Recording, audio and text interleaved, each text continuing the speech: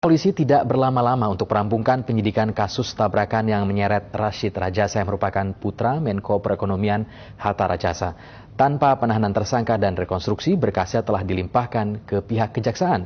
Kompolnas pun menilai sebagai tersangka, Rashid mendapatkan sejumlah perlakuan khusus. Kediaman keluarga Rajasa dijaga ketat polisi. Pers yang ingin mengetahui keberadaan Rashid Rajasa dilarang mendekati rumah di Kompleks Fatmawati, Jakarta ini. Setelah sempat dirawat di Rumah Sakit Polri RS Sukanto, Jakarta Timur, Rashid dikabarkan beristirahat di rumah sejak Jumat lalu.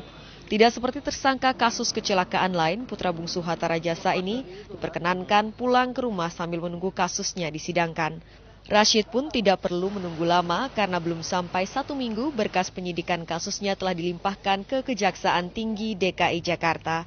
Tidak seperti kasus kecelakaan lain pula, rekonstruksi juga dianggap tidak perlu. Nanti pada waktu segera untuk P21 nanti akan dijemput oleh petugas untuk dihadapkan ke Kejaksaan.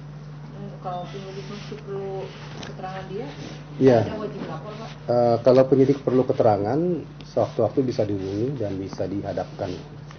Komisi Kepolisian Nasional Kompolnas datang ke Ditlantas Polda Metro Jaya siang tadi untuk memantau kasus ini. Kompolnas menilai Rashid menikmati sejumlah perlakuan khusus. Mungkin juga karena dia anak pejabat tinggi lalu nggak biasa berada pada kondisi sehingga lalu gampang tertekan gitu ya. Seperti itu sehingga lalu kemudian bahwa ada perlakuan khusus ya, tapi tidak istimewa.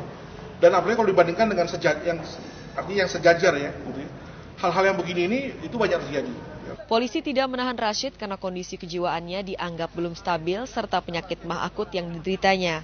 Rashid Rajasa ditetapkan sebagai tersangka dalam tabrakan yang merenggut 2 nyawa di Tol Jagorawi 1 Januari lalu. Mobil mewahnya menabrak mobil lain dari belakang. Selama diproses, Rashid sempat dirawat 2 kali di rumah sakit berbeda.